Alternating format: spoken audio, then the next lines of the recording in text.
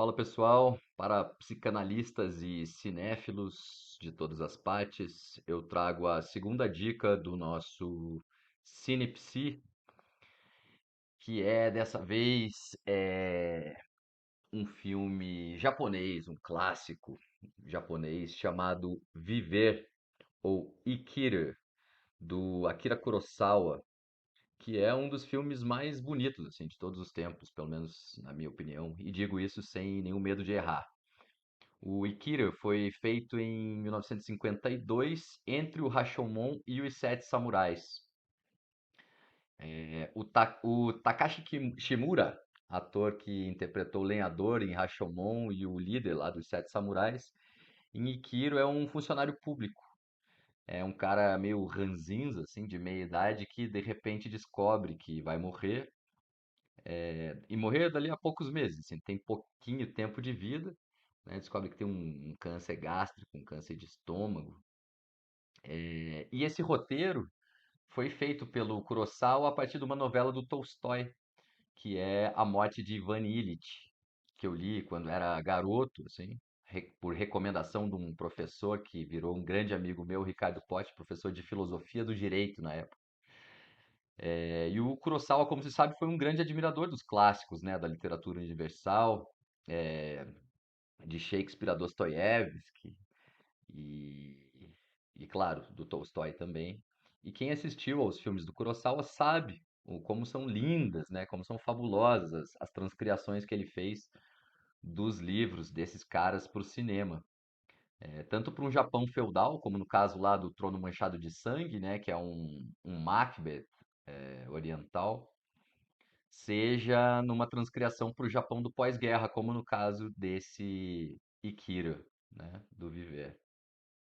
E o problema central, tanto para o Ivan Ilitch do Tolstói quanto para o funcionário público Watanabe, né, desse filme do Kurosawa, é um problema que eu diria socrático, que apesar de simples é absolutamente fundamental e que não é só o cerne de toda a filosofia, como me arrisco a dizer que seja a linha transversal da psicanálise. Por quê? Vamos pensar junto aqui. Porque ele nos leva a uma pergunta que é a pergunta que está sempre circundando a relação analítica, que é o que significa realmente viver? O que é viver, né? Ou ainda, o que torna o ikira, né, diferente do ikitira? Qual é a diferença entre viver, então, e apenas estar vivo? Me parece que isso nos lembra muito o que gravita, né? O centro de gravidade, melhor dizendo, de uma relação analítica. O Sócrates, né, o filósofo ateniense, caminhante anterior aos peripatéticos aristotélicos lá, numa das suas formulações mais conhecidas, ele diz exatamente que a vida não examinada, ou aquela sobre a qual a gente não reflete, é a vida que não vale a pena ser vivida, né? Então, diante da tela, né, no filme do Kurosawa, a gente ouve logo no começo, em off, a voz do narrador, na cena de abertura, dizendo: ele tem câncer gástrico, mas ainda não sabe. Ele simplesmente vagueia pela vida. Na verdade, ele mal está vivo. Então, quando ele toma conhecimento da sua doença incurável, o Watanabe começa justamente a examinar ou a refletir sobre a sua vida, que olhando para trás parece não ter sentido algum. E o Ivan Ilitch, personagem que serviu de inspiração para o drama do Senhor Watanabe, enquanto está ali sofrendo as dores finais da doença dele, é assombrado pelas seguintes questões. Vou ler um pedacinho do texto do Tolstói. O que é que você quer agora? Viver? Viver como? Viver como você vive no tribunal, quando o oficial de justiça proclama: está aberto o julgamento. Está aberto o julgamento está aberto, ele repetia para si mesmo. Aí está ele, o julgamento.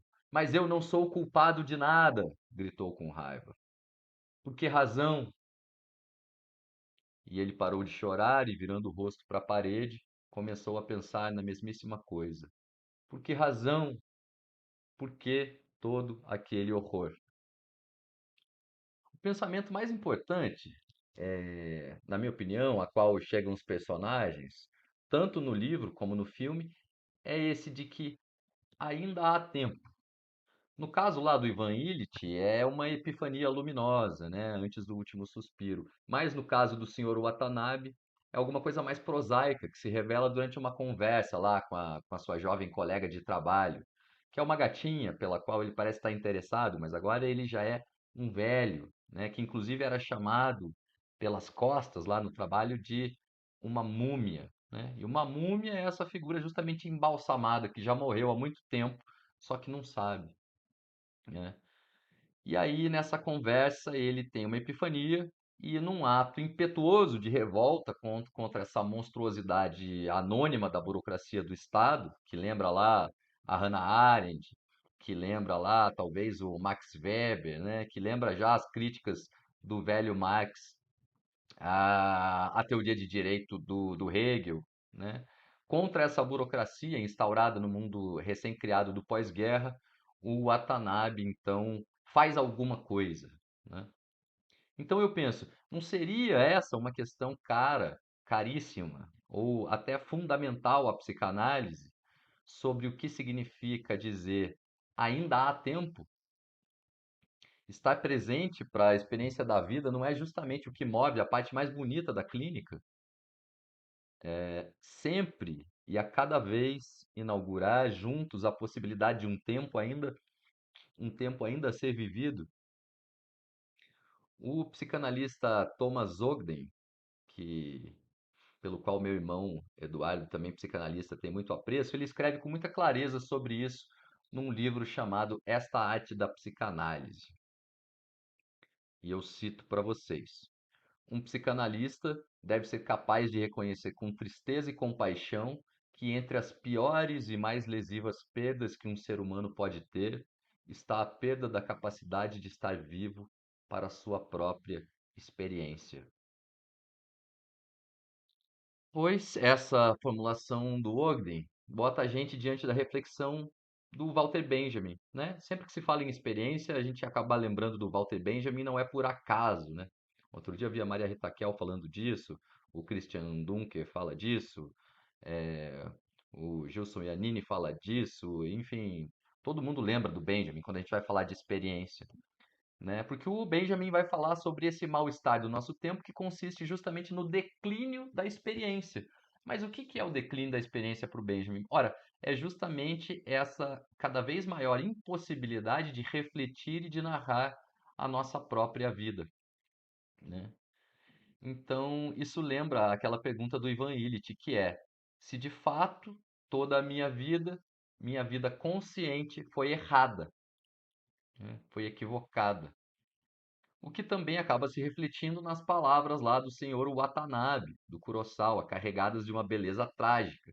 Ele pergunta para sua jovem amiga, né, um pouco antes do desfecho grandioso da sua vida: por que você está tão inacreditavelmente viva?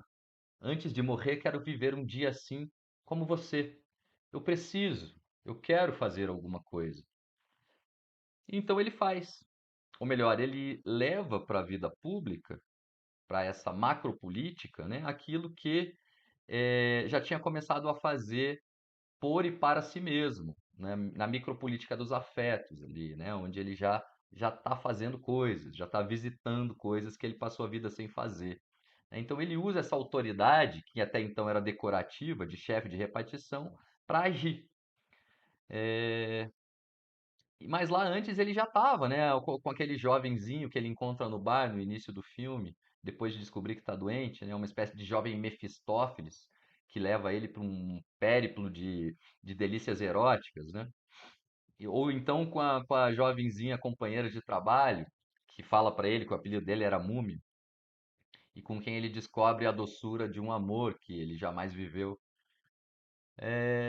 E, inclusive, né, nesse movimento, ele redescobre, já com outros olhos e ouvidos, né, já com essa presença pungente e premente da morte, a sua música de juventude, que ele canta e que faz o bar parar, porque parece que todo mundo se dá conta da própria finitude quando ele canta com uma expressão inacreditável. Esse ator é inacreditável e ele canta essa letra de que a vida é curta, apaixone-se, querida donzela, né? E aí ele lembra da juventude que ficou para trás.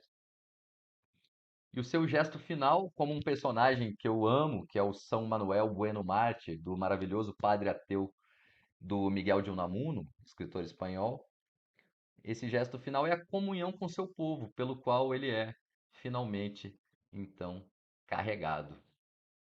Ah, uma das passagens mais lindas assim do filme é quando o Watanabe, com os seus passos ainda de burocrata endurecido, né, assim, aquele cara duro, durante essa caminhada com um jovem escritor boêmio, né, o Mefistófeles particular do Watanabe, a uma zona de prostituição de Tóquio, ele tem o seu chapéu surrupiado por uma prostituta. E aí o cara fala, cara, não vale a pena tentar se pegar esse chapéu, vai sair muito caro você ir atrás desse chapéu, vamos arrumar um chapéu novo para você. Né? E aí o Watanabe compra de fato, e começa a usar um chapéu novo lá para espanto do filho dele e dos colegas de trabalho, porque esse cara sempre andou do mesmo jeito, sempre morou na mesma casinha pobrezinha, juntou dinheiro que ia ficar para os filhos, e os filhos, na verdade, nunca entenderam, o filho e a nora nunca entenderam ele, não estão nem aí para ele, porque de fato ele era um cara ranzinza, chato, né? Mas ele tá com esse chapéu novo e umas cenas depois ele diz para os colegas de trabalho dele: nada entra na nossa cabeça, né? Nós estamos aqui tirando o tempo das pessoas. Nada entra na nossa cabeça. Eu penso na delicadeza do roteiro do Kurosawa, né? Quando ele usa nessa alegoria, nessa mudança de chapéu, uma forma nova de admirar e de agir sobre a própria existência, né? Um modo sutil de dizer que é preciso fazer com que alguma coisa entre de fato na nossa cabeça antes que a gente morra, né? Quanta gente não morre sem trocar de chapéu, né? Sem deixar alguma coisa nova entrar na sua cabeça. Aliás, eu pergunto a vocês, colegas analistas, se não é uma grande alegria quando, durante o processo analítico, um indivíduo aparece no consultório com um novo chapéu. Ou ainda, quando alguma coisa na relação analítica faz o próprio analista repensar o que tem entrado ou não tem entrado na sua própria cabeça, né? Lembrando da contratransferência do Shandor Ferenc, né? Então, assim, esse filme é muito bonito para pensar essas questões da relação analítica. E para terminar esse ensaiozinho sobre a aventura aqui do Watanabe, no lindo Viver de Akira Kurosawa, que eu espero que vocês assistam, ele atualmente está na MUBI. A primeira vez que eu vi ele estava no Cine Belas Artes à la carte. Agora está na MUBI, mas não deve ser difícil de encontrar também em outras plataformas. Para fechar, eu trago um poema do também maravilhoso poeta português Herberto Helder, que eu há muitos anos leio para amigos, com amigos, e escuto meus amigos também, e que eu recomendo para alunos e analisando-os com uma certa frequência. Então vamos lá. Li algures que os gregos antigos não escreviam necrológios. Quando alguém morria, perguntavam apenas: tinha paixão? Quando alguém morre, também eu quero saber da qualidade da sua paixão. Se tinha paixão pelas coisas gerais, água, música, pelo talento de algumas palavras para se moverem no caos, pelo corpo salvo de seus precipícios com destino à glória.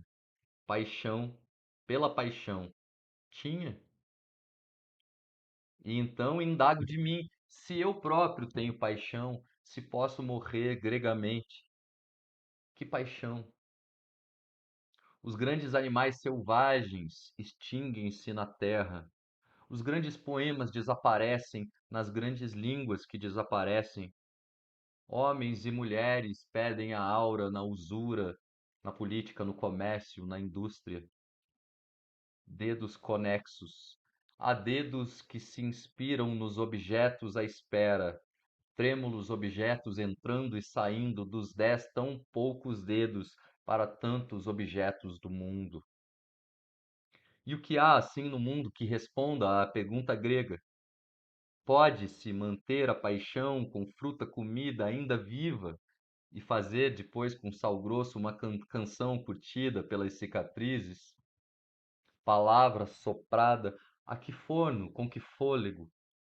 Que alguém perguntasse: tinha paixão? Afastem de mim a pimenta do reino, o gengibre, o cravo da Índia.